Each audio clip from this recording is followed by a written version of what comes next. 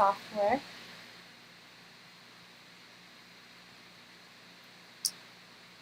Okay, looks like I did it. I'm kind of new to the Facebook or YouTube Lives. This is meteorologist Amy Metz. I'm here updating Laura.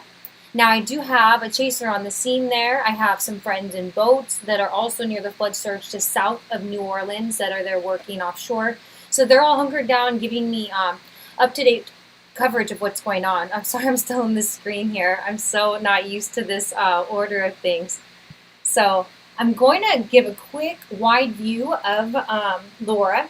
Then I'm going to take a couple minutes to start some watch parties so that I can get some people involved here that are on the scene just to make sure everybody's safe, everyone's on the same page that's worrying about Kyle, who's there now. Kyle, Cutton, and Teakum are out on the scene, and so this is where the hurricane has been traveling so far. I've had an eye on it the whole time. Once it was over Cuba, I just knew there was a good chance it would become major in the Gulf, and major and then some. Now we're at Cat 4. This could very well become a Category 5. So the maximum sustained winds so far are 143 miles per hour, 0.85. Basically, that's telling me just about 5 miles away. That'd be 5 plus. So at 157 miles per hour is when we hit the Cat 5 threshold. So it's not really that far away. So that is scary news, and I'm going to dig into the forecast details about that. First, I'll just go ahead, take a minute to start some watch parties since I'm pretty new on the YouTube Lives. I want to introduce this to some of the people that have been watching me on my Facebook. And with my current software right now, I just have not yet set it up to do the screen share where you're not going to see what I'm doing right now. I'll get that taken care of for future broadcasts, but as far as right now, you're going to see me messing around here starting some watch parties. So first, and since it's all new to me, I'm going to have to come back and get this here. I think there is a link somewhere. Here's the share. And so in about 5 minutes here, I'll dig a little deeper into the forecast. Go ahead, send comments if you have questions. If you have advice or any specific slides you want me to look at, details or forecasts that you think I should see for any reason, or if you want questions answered, go right ahead and do that. And just for a little bit of reference here too, this here, it is on the water south of New Orleans. So right here, normally 4 feet of four more feet is usually showing. So 4 feet of water already rose up here. This is about an hour ago, and about 100 miles from the center. So that's a big deal. Even Pensacola Beach, hundreds of miles away, is getting a flood surge right now.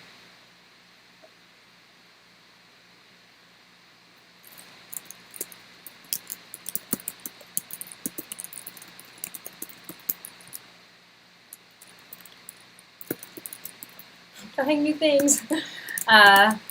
So feel free to join in with questions,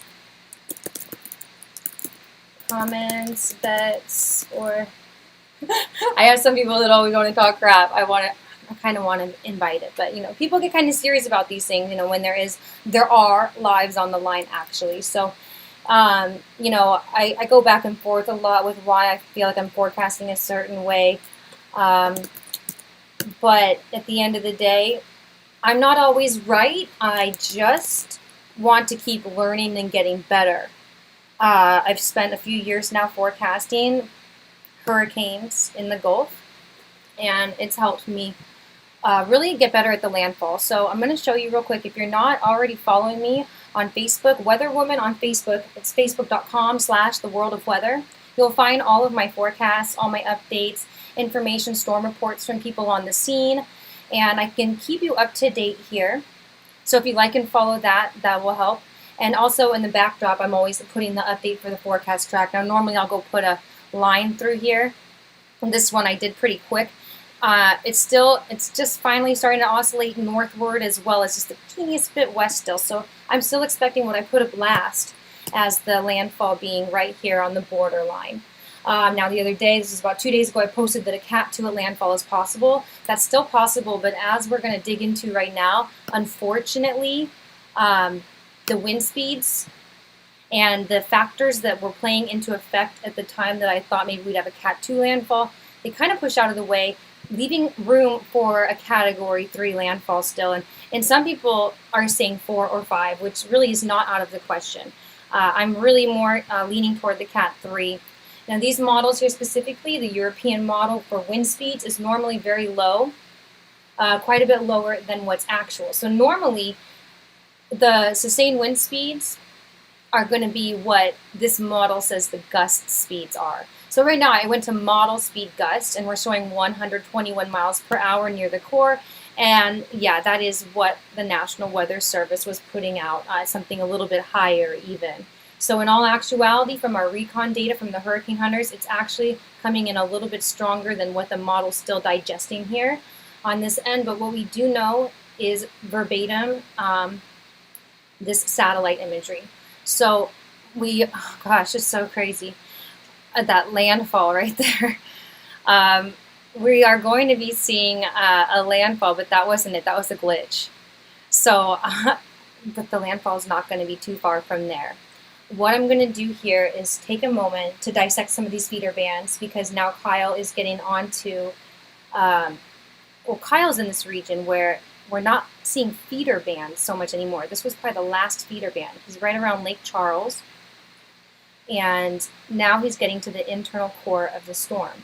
So I'm going to try to pull him into this live. I'm not sure if he's going to be available right now with what's going on, but that was our intention. I'm going to switch real quick to the visible satellite. That infrared really dissects these little cloud tops to show where the more convective cells are. It can help decide where the tornadic activity can be.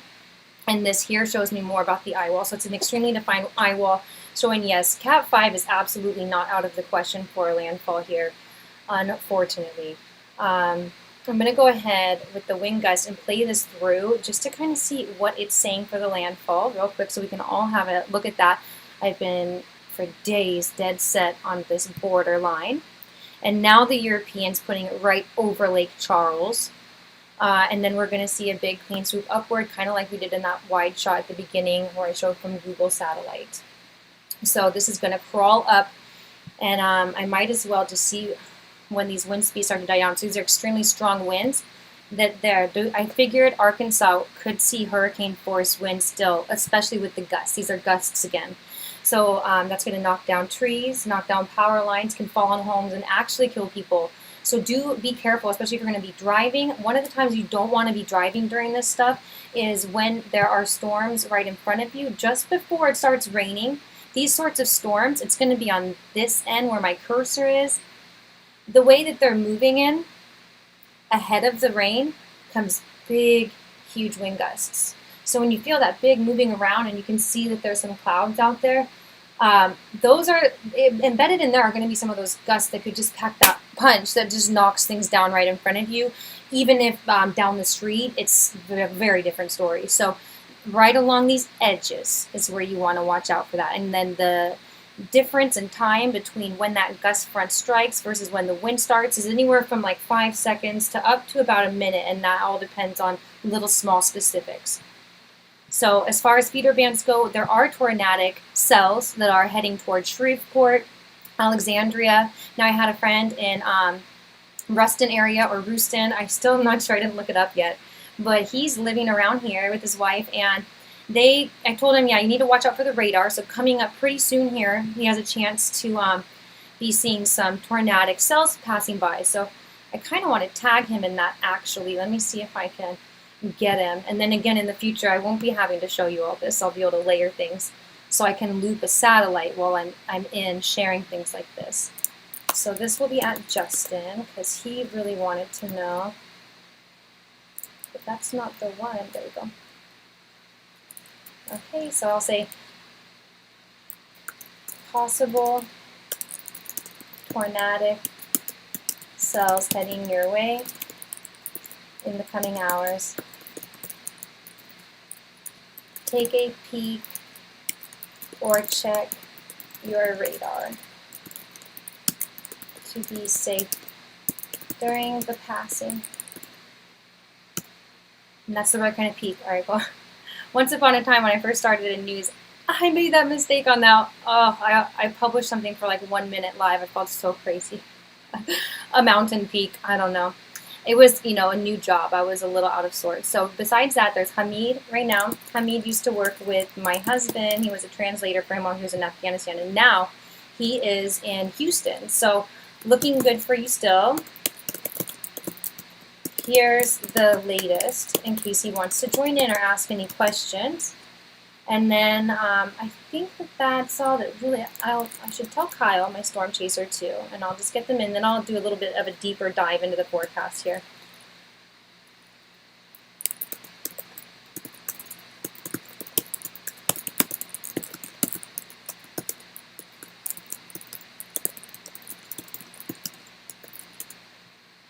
And then I'll share one to his page so that his fans can all see this too, and friends and family.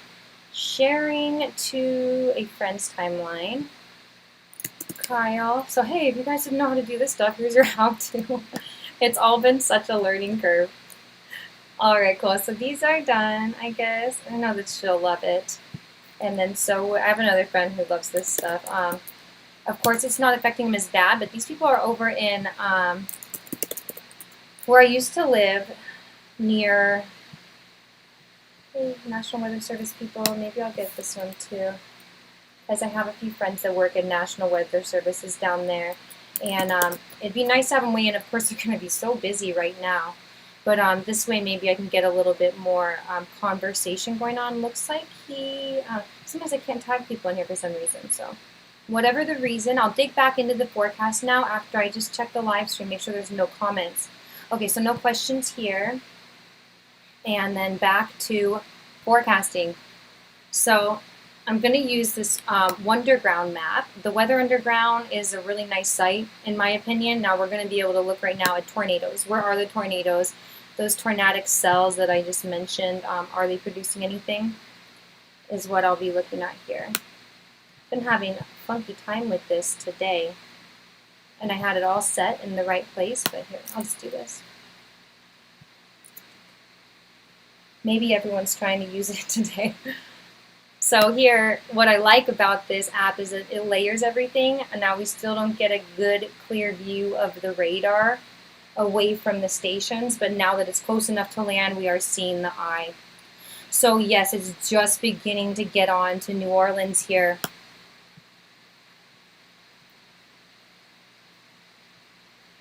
All right, a little smaller. There we go. Things are moving too fast. So I'm going to play this through. Not my favorite site today for some reason. Not working the same. But now these feeder bands and tornadic cells, I'm going to layer on top of here after I let this loop for a moment to see where the bands are, because probably we could have some tornadoes coming out of here along with these cells here. And again, as this loops on to here, water spouts, water spouts. So seeing if there are any active, I can come over to the side here and look at the reports, storm reports. There we go. So yeah, one tornado warning out there now. National Weather Service in New Orleans has issued a tornado warning for northeast Feliciano Parish in southeastern Louisiana until 6:30 p.m. So there was a thunderstorm capable of producing a tornado located 7 miles northeast of Pride, 10 miles southeast of Clinton, moving northwest at 25 miles per hour. So this is a hazard for the flying debris, of course, any tornado, that's what you're worrying for.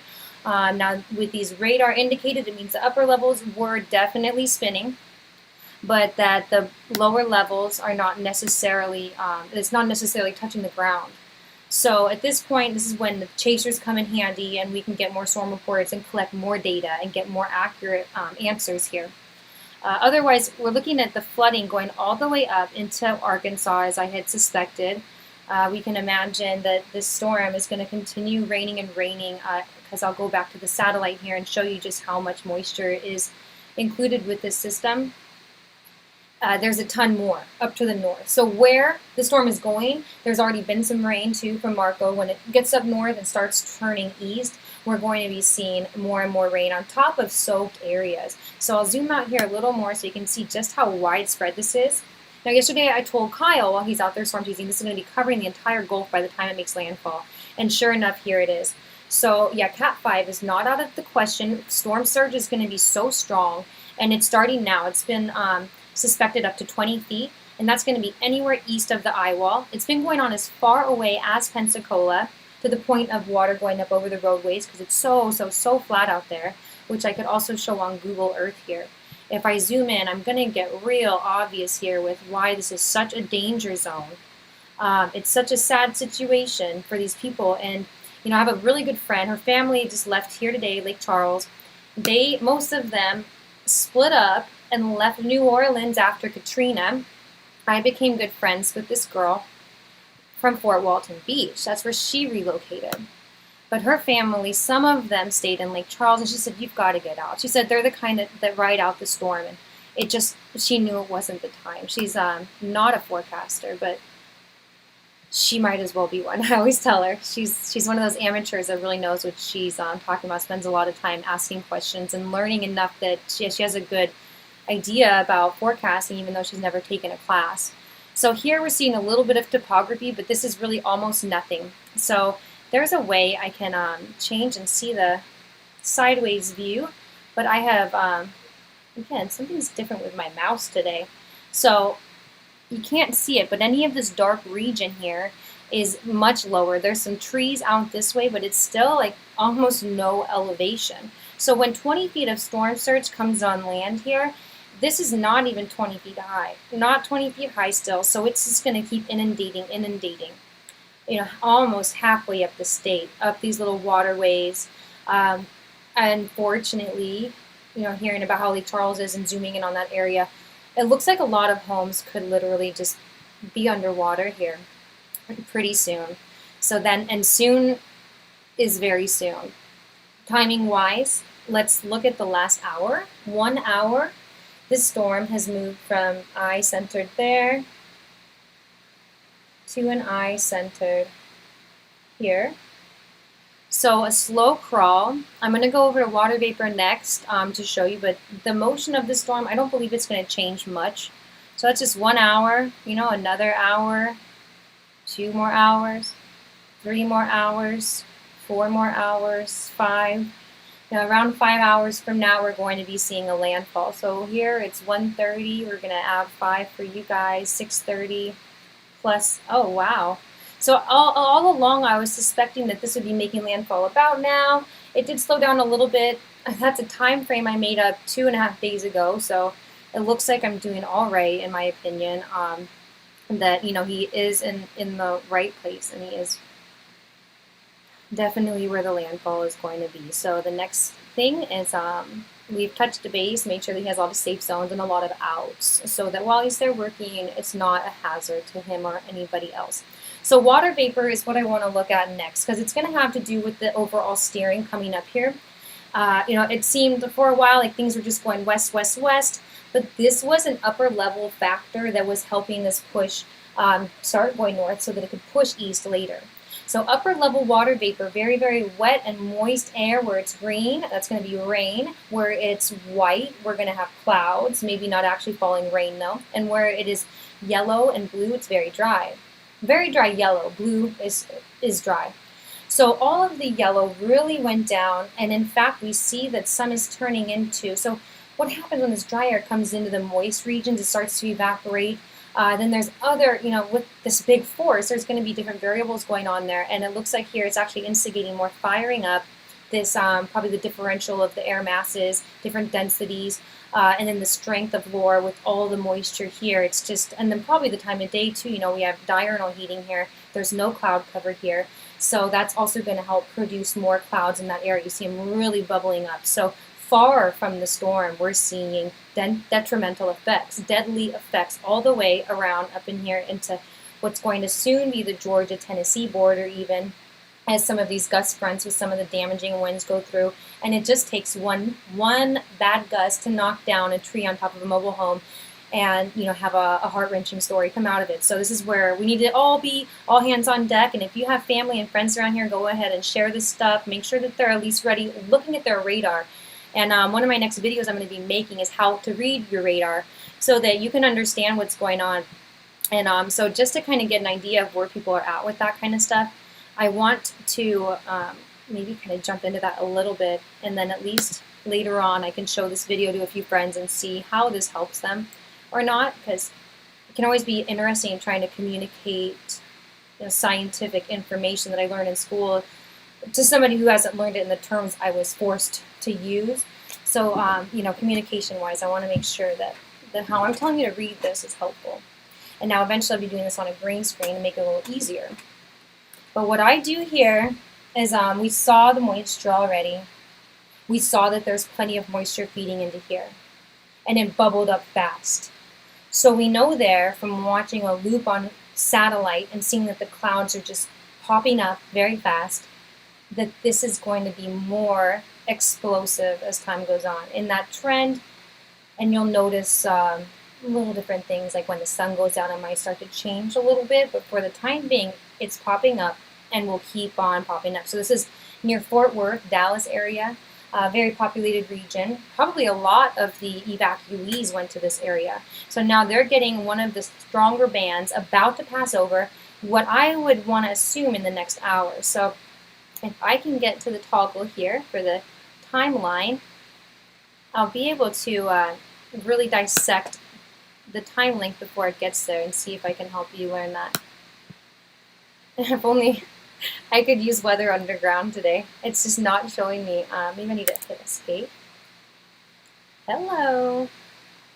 I can go to Windy. It's been my new go-to. I just wanted to go check that one out again for nostalgic purposes. So here we go then. This has been working much better for me. Windy.com has apps also. So reading radar. I'll go back to the radar. It's not my favorite for radar, this one. But we can see then with those ones that were bubbling up here, they are very strong. You can tell with a lot of lightning and a lot of red that these are going to be stronger. More heavy gust fronts, more likely for the tornadoes and more likely for the damaging winds. So these red ones are what you would want to watch out for. Now, if I were in Dallas, let's say, I would want to know if I needed to drive somewhere, when should I go? Or maybe you are a storm chaser like me and you want to go hide out somewhere and catch a view of it or enjoy it under an overpass and just be out in that environment, but maybe not get struck by lightning, standing on something with rubber between you, or just not touching water directly to your shoes or to your skin during that moment would be the smartest thing to do. But if I were there in Dallas, I'd be thinking maybe in the next few hours. One thing I like to do and do this, back it up longer, so I'll look at the last 6 hours here, and it gives me a better idea. We saw that those things were just bubbling up, and they're moving very quick. So in Dallas, at this rate, I would say that if this is 4 hours ago, 3 hours ago, 2 hours ago, 1 hour ago, another hour, hour and a half, it's going to be raining heavily in Dallas. Possibility for a few little severe storm reports coming out of there even. So just be careful here. And if you're in Dallas, again, share this with your friends, tell them what's going on, tell them to keep an eye on the radar if they are there or need to drive to and from work or something around this time of day. That sometimes when these storms are passing, it's good to just either go early or leave a little later. And then when they're really damaging, I like to go to someone and say, hey, if you need to ask a boss or whatever, can I go home a little early? Like when I was going to school over here in Mobile and living in Florida, sometimes storms would be passing and I'd see these bands coming up over, and I knew I've got to just go an hour early today so that on my way home I don't find out that there's a tree down in the road and I'm stuck there for 2 hours. So that's something you can think about too as a commuter. And then now Mississippi here is having a huge, massive collection of storms too. Going to be passing just west of Grenada. So that's also heading up to Little Rock. So in the next few hours, Little Rock is going to get hit. Right now they're getting that little washout, a little taste of what's to come, even stronger. New Orleans is going to get a big band of storms again. Now this one's going to be coming in a little bit different winds, but also capable of producing tornadoes. And then it looks like, yeah, Shreveport to north of Dallas is yet another one. And then the very far away ones where I was saying even a few days ago that today we would be seeing tornadic cells as far away as Georgia. It is possible. Not necessarily right now. I wouldn't say looking at these cells that they look especially capable of producing tornadoes at this point, but a little bit later as these things get closer and some more storms pop up, not going this direction, but going up to the north, then I believe Georgia could be also seeing some of those tornadoes right now. So as far as reading radar goes, one of my simplest things I do is I put the cursor where it is, where the storm's starting. I'll say here, I saw this one cell start there, and I sort of follow it to the end. So at 6 hours, I saw it went there. It was at Lake Charles, 6 hours here. So if I want to know where something's going, another 6 hours, I would, kind of go about the same length, but of course it's going to drift here.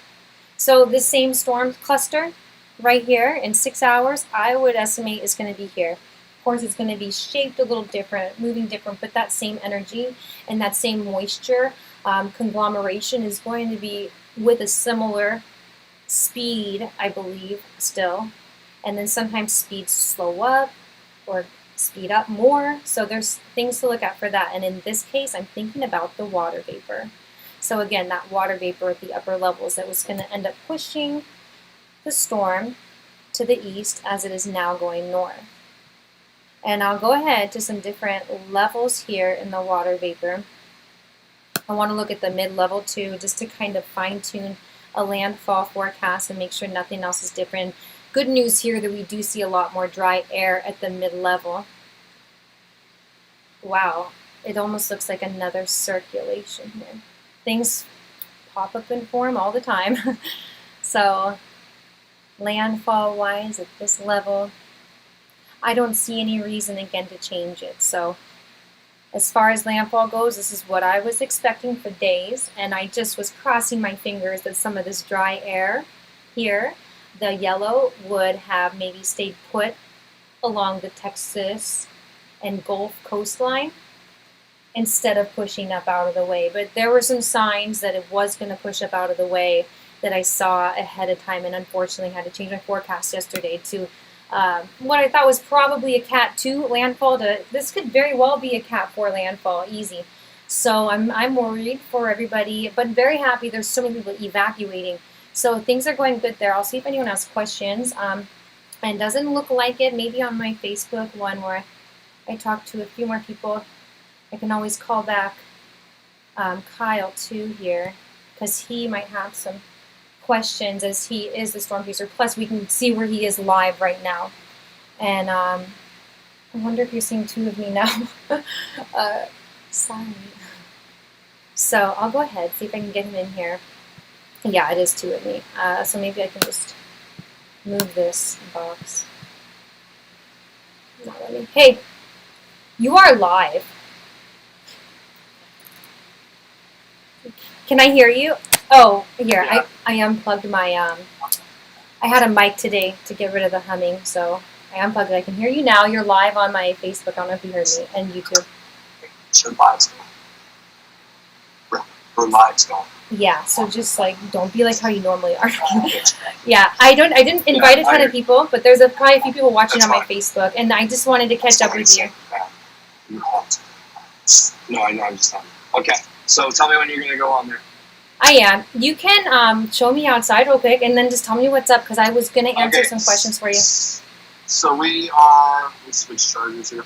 We are coming back from Beaumont into St. Charles, or into Lake Charles, and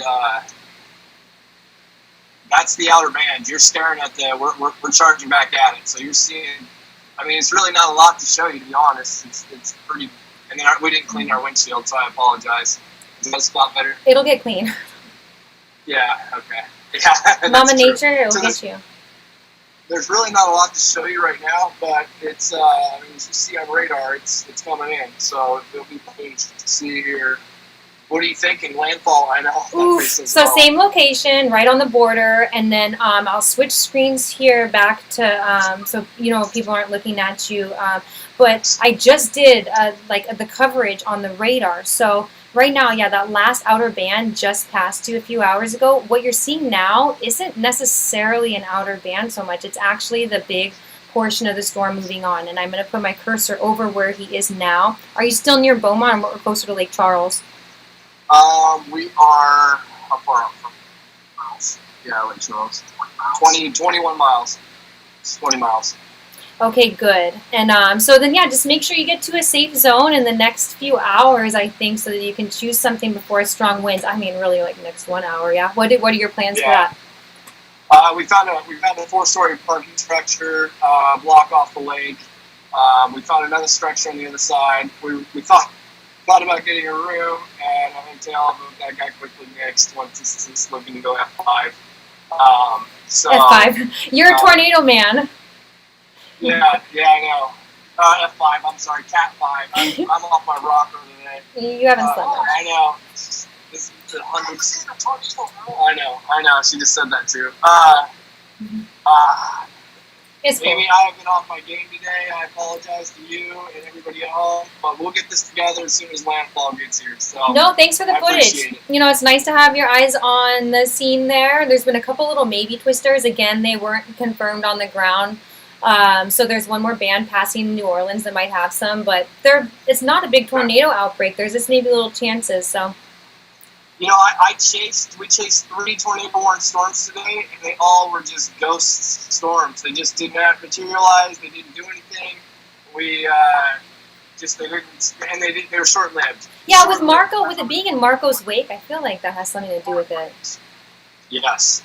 Cool. So then I think you're all good. I'm excited for you, and then you're going to have some clear skies for a little bit. I'm sure you're keeping your eye on the radar too, right? So you're good and safe to get into your spot. And yeah, I hope it looks like I hope you can get the eye wall. Yeah, we're shooting. Are you thinking that eye wall is going to be 11 o'clock to 2 p.m. or 2 a.m. Landfall? Yeah, I just did a thing. Just looked at the timing, and yeah, it's more like 6 hours, so it's definitely a little later than what I had been saying a couple days ago. But pretty on track with what they were saying a few days ago, like as far as the National Hurricane Center. So yeah, like that nighttime.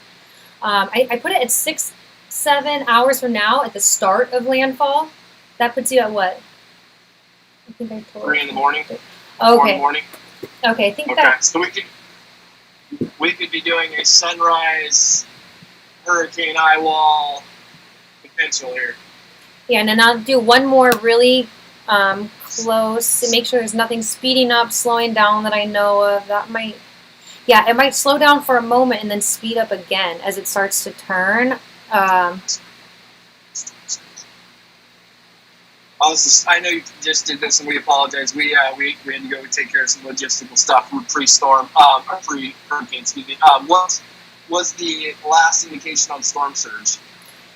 Yeah, I mean, I wouldn't be surprised for those wild 20-foot surges. Now, my friend who is south of New Orleans, 4 hours ago had a 4-foot surge.